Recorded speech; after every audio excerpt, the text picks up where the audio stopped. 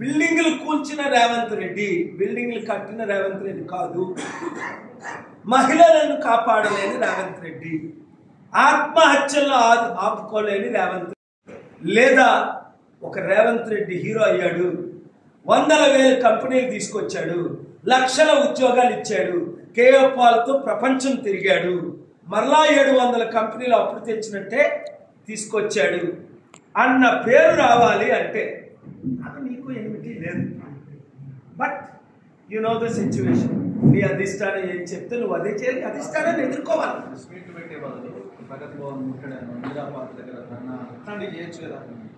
చూడు, రీచ్ ఉంటుంది కదా, ఇంకా ముట్టడి ధర్నాలు చాలా చేశాను. స్టీల్ ప్లాంట్ ఆపడానికి అమరణ నిరాహార దీక్ష చేశాను. 7 లక్షల కోట్లు లాస్ వచ్చింది. గూగుల్ చేయి, హౌ మచ్ అదానీ లాస్ట్. అదానికి 7 లక్షల కోట్లు, స్టీల్ ప్లాంట్ కొనలేకపోయాడు, 7 లక్షల కోట్లు లాస్. ఫైట్ అడగండి లెక్కన. నువ్వు చెప్పినట్టు రోజు నేను రోడ్ల మీద తిరగను. అవి ప్యాకేజ్ స్టార్లు కొంతమంది ఉన్నారు అది చేయడానికి. అంతవరకు ఎందుకు? పవన్ కళ్యాణ్ అవన్నీ చేశాడు. ఆయన ఎందుకు తిరుగుతున్నారు? పవన్ కళ్యాణ్ తిట్టడం కాదు, మిమిక్రీ చేసుకుంటూ తిరుగుతున్నారు కాదు, తిట్టడమా? ఎంత అన్యాయం. వాలంటీర్లకి 5,000 జగన్ ఇస్తున్నాడు, నేను 10,000 ఇస్తానన్నాడు, ఇవ్వలేదు. 30,000 మంది అమ్మాయిలు మిస్ అయిపోయారు, మేము రాగానే 30,000 తీసుకొస్తాను, ముగ్గురు తీసుకురాలేదు.